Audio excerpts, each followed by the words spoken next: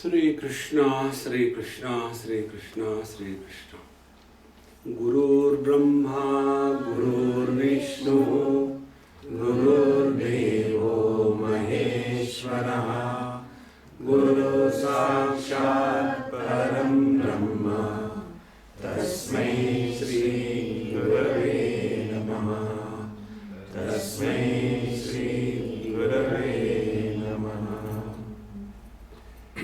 Devotion to the Lord or devotion to the world. So there are 3-4 words in this statement. One is devotion. Second is Lord. Third is world. And fourth is whose devotion. So these 4 things must be clear. Then only this topic will have some meaningful understanding. How the understanding is born? When words with meaning are related in a required manner, then alone knowledge takes place. Suppose somebody says, Dokla. Now what is Dokla? Is it an abuse?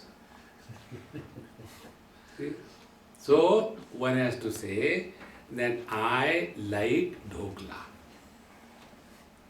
Then only the knowledge takes place. Similarly, when we talk about devotion to the world, devotion to the Lord, these words must be clear and then relationship should be established. So first, let us take the word devotion. Now, what do we mean by devotion? A person who has devotion, he is called as devotee. Devotee is the one who does not vote. See, votee, the one who votes.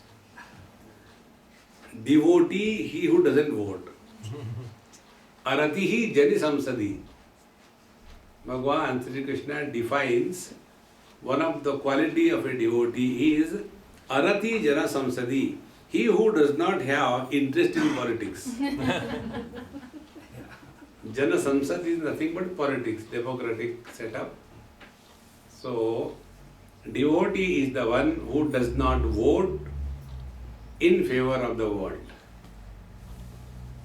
When you don't vote in favor of the world, you are naturally with the Lord. See, if you are not a husband, naturally you are a man. See how simple it is? The husband becomes, the man is. Man doesn't become. Therefore, when we talk about devotee, the first quality is he has zero interest in the worldly politics. This world has always been like this.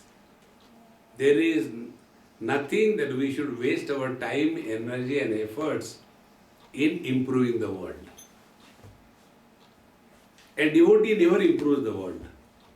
Then a devotee serves the world. So what is the devotion therefore? Devotion is serving the world. Now the second step.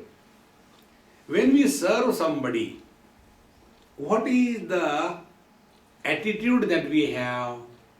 See, when I serve, I accept the one to whom I am serving is superior than me, is worthy of respect and reverence than me. So, when a devotee serves, he has respect and reverence for the world. See? And to have the respect and reverence for the world, we have to discover something superior than ourselves. See? Whom do we respect? We respect someone who is superior than us. Isn't it? We love our child. We respect our parents. See?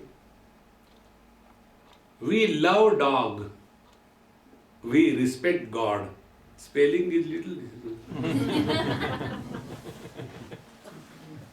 See? Same alphabets. When you read normal way, it is God. When you read Urdu way, it becomes dog. Therefore, devotion is an attitude of service towards the world is called as devotion. And to have this devotion, Ishavasya Upanishad gives us a vision. Om Ishavasyamidam sarvam yatkincha jagatyam jagat tena tyaktena bhunjitha ma grudaha kasya siddhanam kurvanneveha karmani jijivishet shatakam sama. 4 principles are told. First principle is change your vision when you look at the world. See friends, as is our vision, so is our perception. Now this camera is in front of me. If the camera is at a lower angle, I will look like a palm tree. If the camera is on the ceiling, I will look like a pygmy. So the angle determines our perception. So with what angle we are looking at the world? Are we looking at the world as a place for indulgence and enjoyment, or we are looking at this world as an abode where God resides? See, this place where we are sitting and any ordinary hall, what is the difference? Practically no difference. Same bricks, stones, cement, steel. What is the difference? This place is an abode of God and other places are not abode of God. So when we come in this hall, our attitude, our vision is different. And when we go to a liquid spiritual place, there our attitude and vision is different. See, after having come here, we will not talk dirty things, we will not abuse. And if we are highly spiritual and in a drinking place, there having gone, there we will not see with the glass in the hand, Sri Guru Charana Saroja Raja. We will not say that. See friends, as is our vision, so is our perception. As is our perception, so is our interaction. When I look at the world as an abode of God, when I look at this building as an abode of Bhagavan Ramakrishna Paramahamsa, when I enter here, immediately there is some change inside. See, when you enter a cinema hall, there is a change inside. Here when we come, we think of Prasad, not of God. And when we go to a cinema hall, we think about the popcorn. See, it is a corn made out of popcorn. So all the poppies go to eat popcorn. See? So what is the devotion? Devotion is an attitude of service toward the world, not improving the world, not feeling pity on the world. Poor people, they don't have anything to eat, I wish I could give them something. But I don't have strength to go and give them because I am overfed. That is not devotion. Most important thing, let us not have pity on anybody in this world. See? Do we have pity on any of these gods? Poor fellows, when we all go sitting all by themselves. Nobody to entertain them. See? No, we don't have. This attitude of pity towards others is not the quality of a devotee.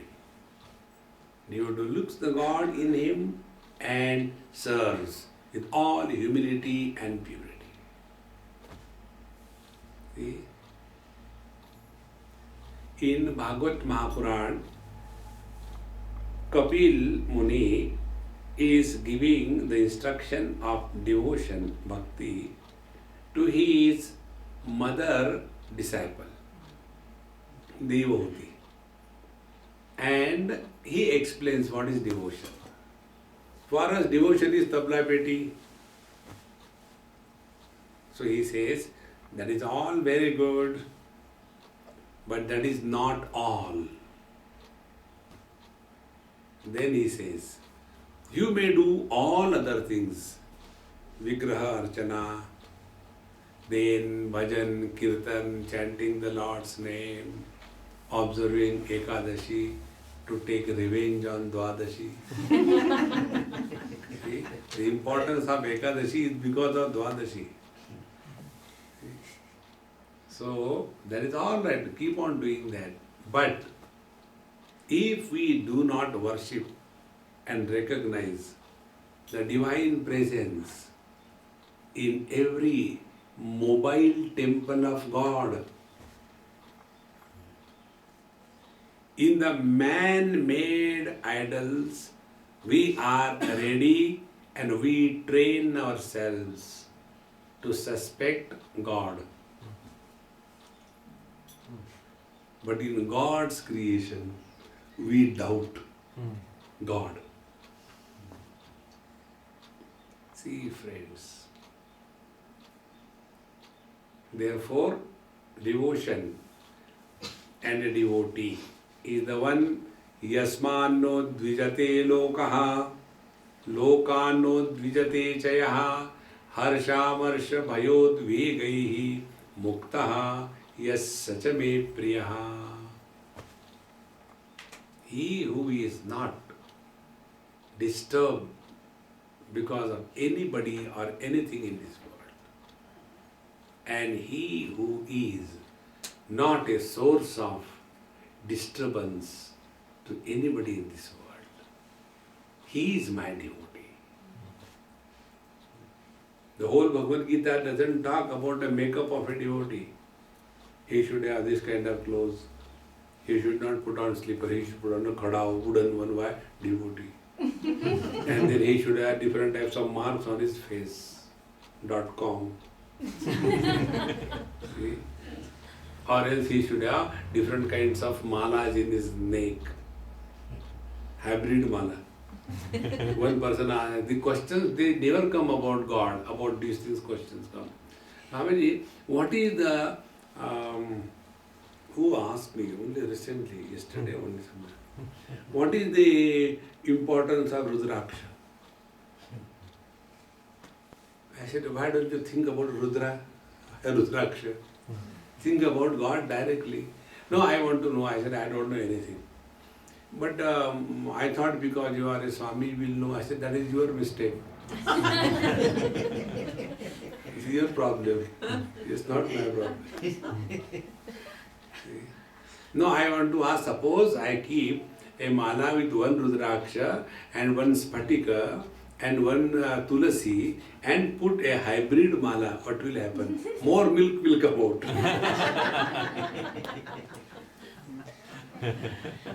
See, friends, These are all secondaries.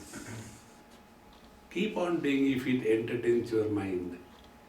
But the real devotion is start suspecting God in everything and being. See, this is a devotion.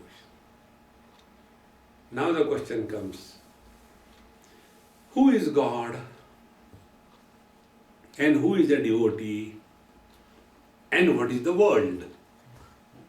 Three things. See, between the God and the world, we are there.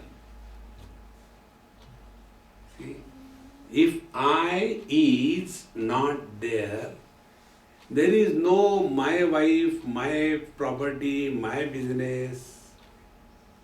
It is not there. And what is the world? This is the world. So where is this whole world existing? The whole world is existing in Mr. I. See? When we sleep here, that time we are in South Africa or we are in India. The concept of time, space and object disappears. The moment we enfold our mind, the world disappears. So where is the world? See, you are all seen by me and you all see me. So where I am? In your vision. If you close your eyes, I disappear. I don't exist. And what is vision? Vision is nothing but expression of mind through the eyes. So, where is this world? The world is in the mind. And what is mind? Mind is merely manifestation of consciousness, like the light is the manifestation of electricity and unmanifestation. Manifestation, unmanifestation. So, between the God and the world, there is something called as Mr. I. And who is that Mr. I? The Mr. I is nothing but the mind. See, friends, when we sit for satsang, satsang goes for 60 minutes. How many minutes we listen? Keep it secret. Don't tell. Out of 60 minutes, even if we listen 6 minutes, we have achieved something great. See, I keep on talking. It is recorded. But if there is any machine which can record how much you have heard, it will be all blank. Now why? Because your ears are open, my mouth is open, it is constantly blabbering, but your mind is not there. So where is everything? Everything is in the mind. So on one side there is God, on other side there is world. In the world there is no problem. Whether there is a volcano or a hurricane or a hurricane, it makes no difference. Whether the glaciers melt into the ocean or there is a tremendous fire and the whole forest is reduced to ashes, it makes no difference to the world. The world is perfectly alright. Similarly, in pure consciousness, in God, there is no problem. See? So there is no problem in God's creation and there is no problem for God. Now what is the seat of problem? MrI.com. See, friends. So this I is In between, one side there is God, other side there is world. And in between is this mind. Now, mind is such a peculiar river which flows in both directions. Normally, the river flows in one direction, from the origin to the sea. But mind, the river, it has both options. It can go Godwards or it can go dogwards. See. Now, next step. You all must have read Bhagavad Mahapuran. Before we start the Bhagavad Mahapuran, there are 6 chapters from other Puran, wherein the glory and the importance and the value of Bhagavad Mahapuran is established through 6 chapters. Thereafter, the Bhagavad Mahapuran begins. Now, what is the reason? The reason is that which is recognized by us as valuable, that alone we seek. See?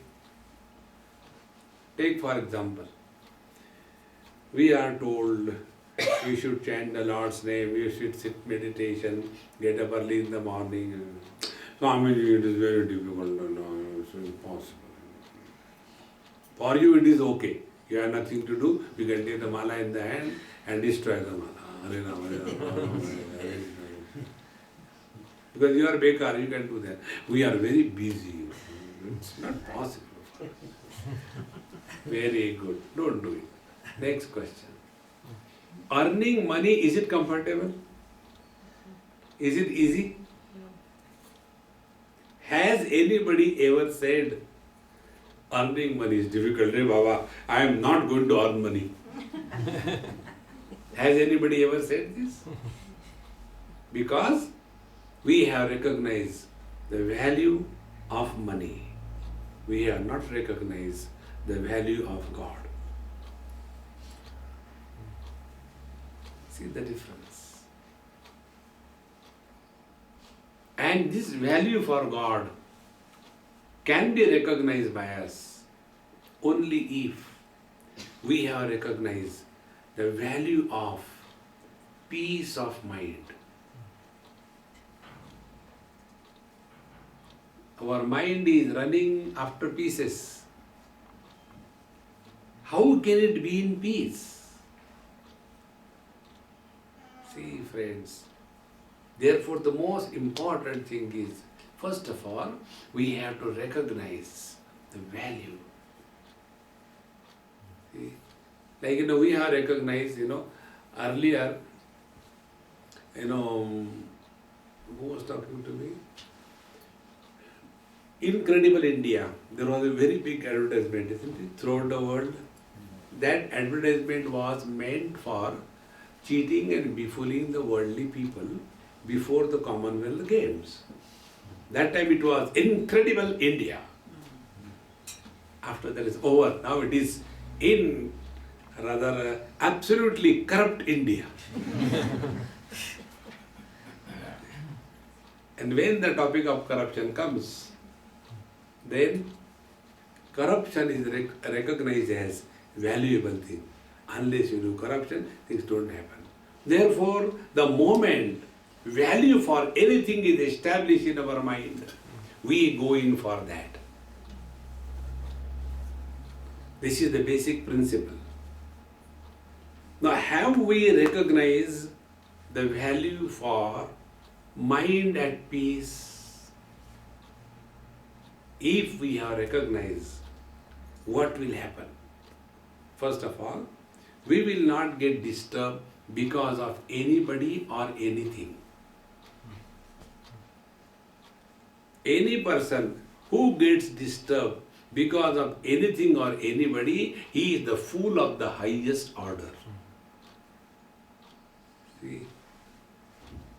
One day one person asked me this question. Somewhere on the airport he met me. Swamiji, how come you are here? I said, it's none of your business. No, I am your fan, therefore I am asking you. I said, you are telling lies, you are not my fan. No, Swamiji, I am really your fan. Then keep moving. Is it views or what? Then he said, I always wondered if you have been giving talks for so many years, but the people don't change. People are the same. Don't you feel bad and disgusted? I said, look here, I am not a fool to feel disgusted because of the people or the world. See, what is more valuable for us? Our peace of mind.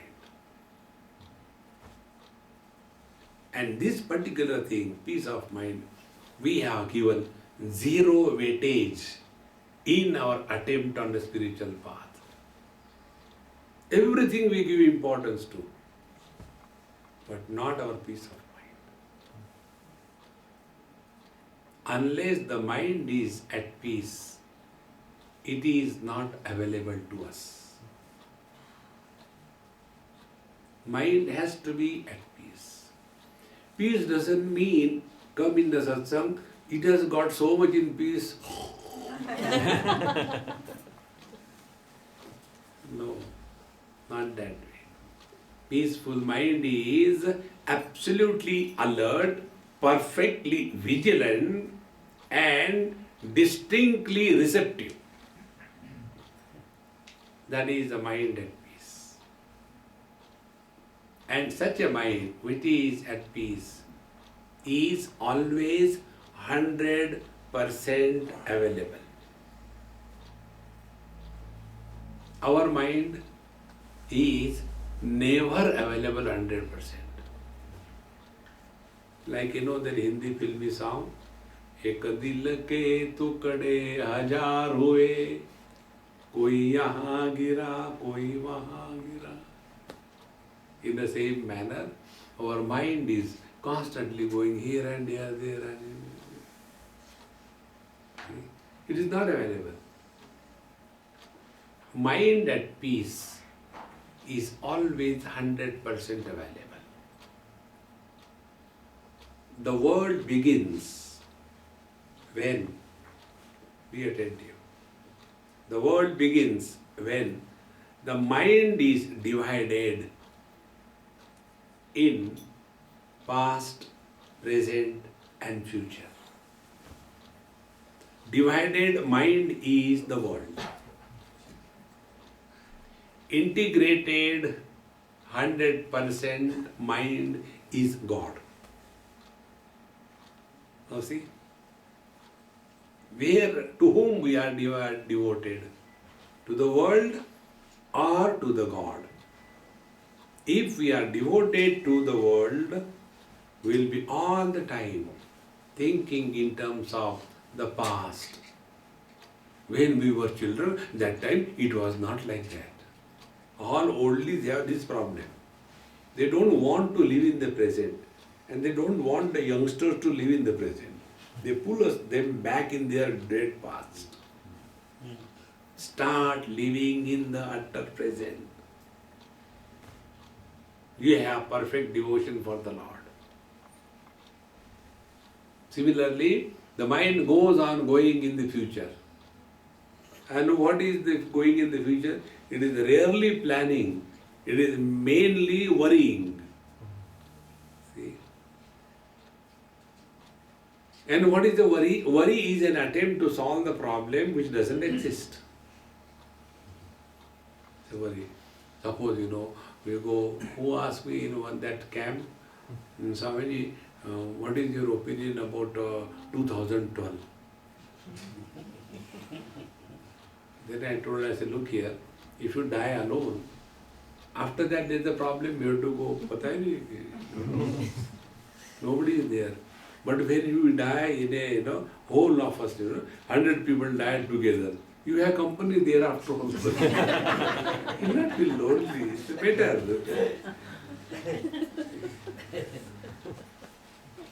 Therefore, our mind either goes in the past memories or keeps on running in the future. See, friends. And as a result, it is not available. Unavailable mind is world. And fully available mind is God. See, somewhere in India, I happened to go to one Devi's temple. I am a great fan of Devi. So, and that is the Renuka Mata's temple. And it's in a very small mountain, very deep forest. Wild animals are still there. And where we are going, on the way, there is one very old Shiva temple. Must be about 1,000, 2,000 years old in the forest. And when we went there, with my friend, I said, hey, be careful, it's a very old temple, okay? And when we went there, snakes were going and scorpions were there, so you have to slowly go and don't give them Brahma Padam Brahma.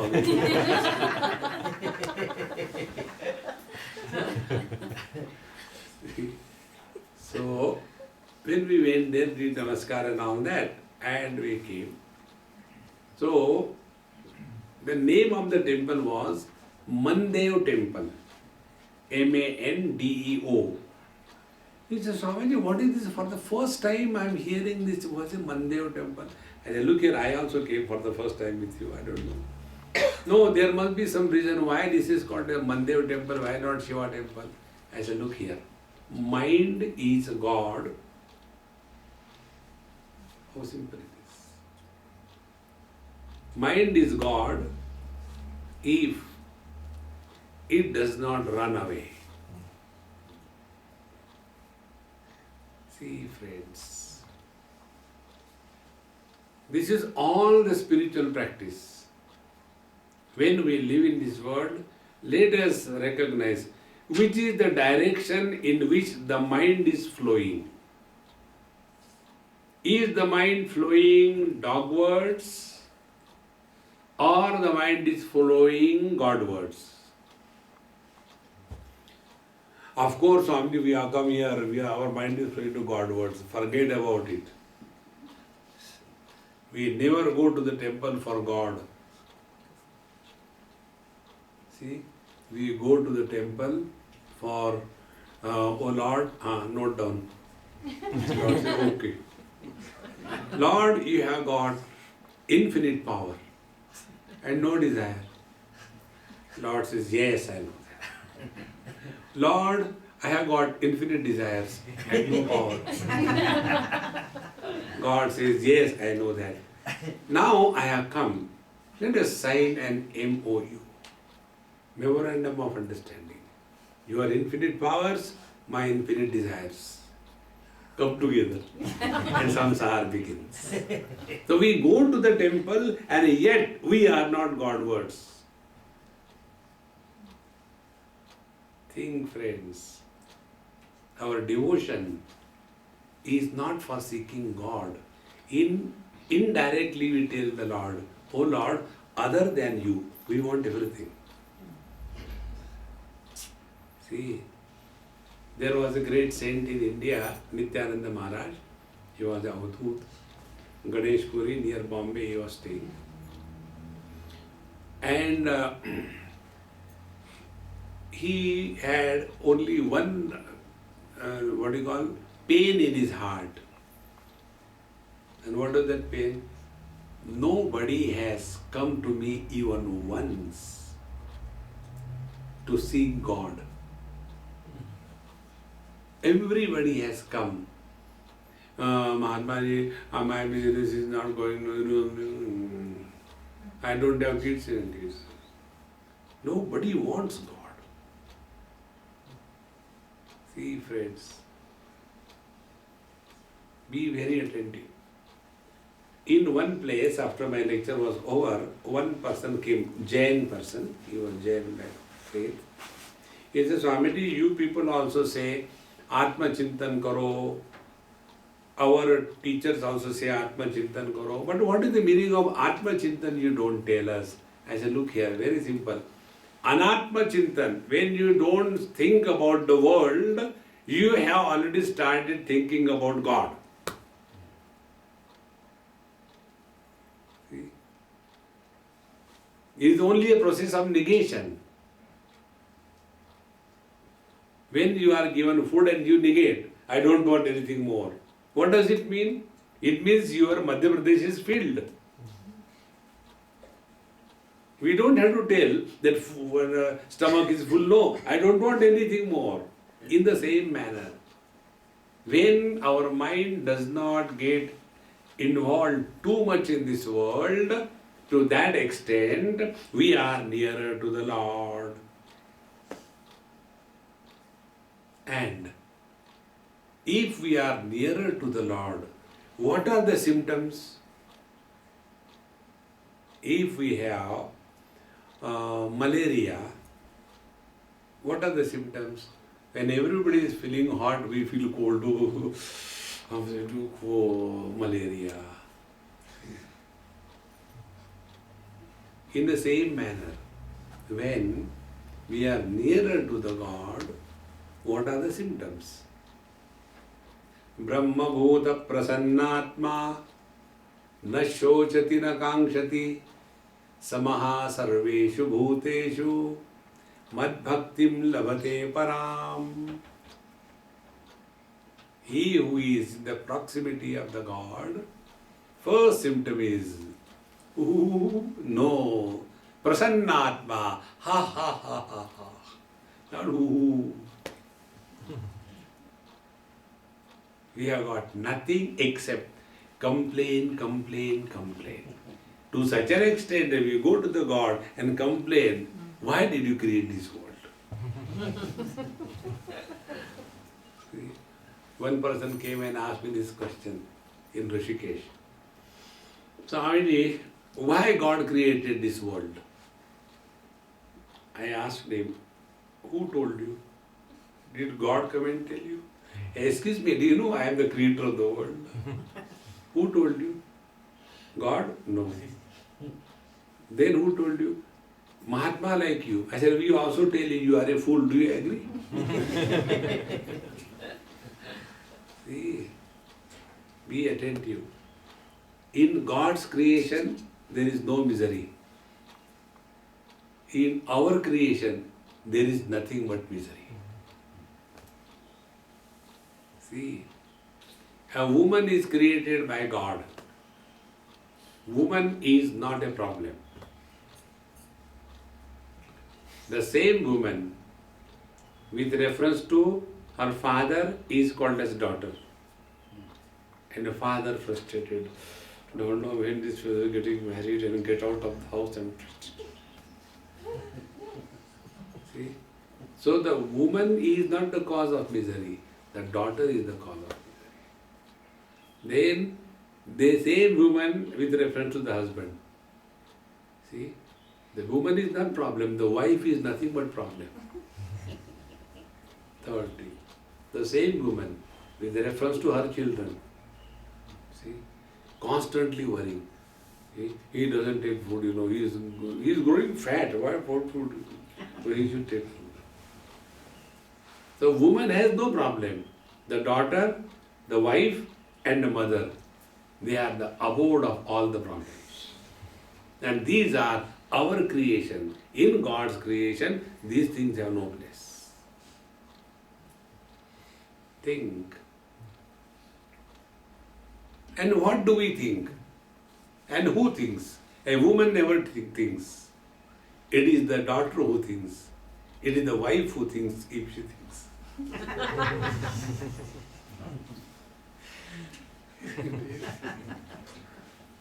The other day I received one SMS.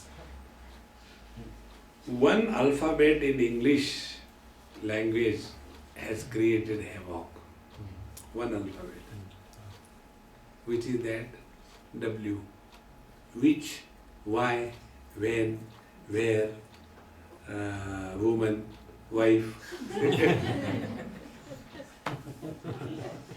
Delete W and you will be happy. See, friends, our all the time attention is on this world.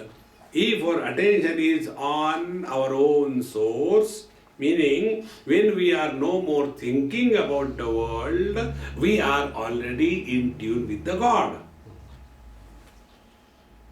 When you are not awake, that means you are sleeping. See, therefore, to whom we are devoted to? To the God or to the world?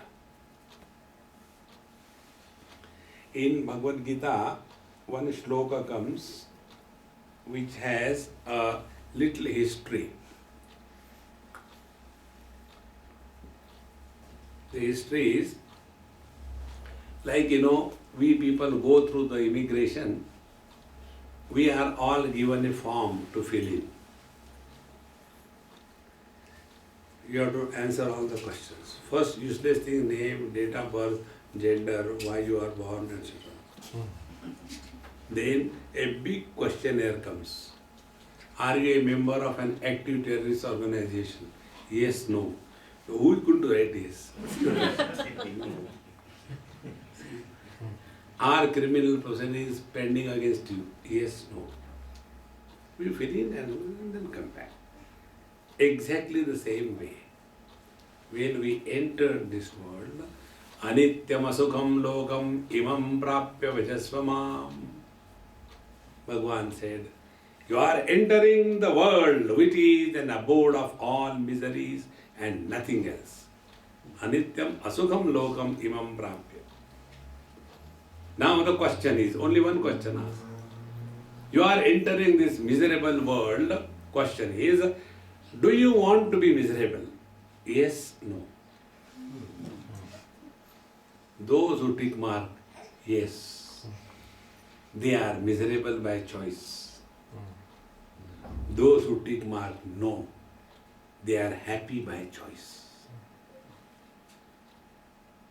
So to whom we are devoted to? This choice is given to us by the Lord. See, friends, if we have chosen to be miserable, we get lost in the world. If we have chosen to be happy, we are one with the Lord. Choose. The freedom is given to us. But if we do not exercise our own freedom, who can help us? See, friends, therefore, what are the symptoms of devotion in a devotee? First is Prasannatma, is ever cheerful. Ever cheerful means what? When I was in India, before coming here, I just got up in the morning and I told my friend, I said, hey, print this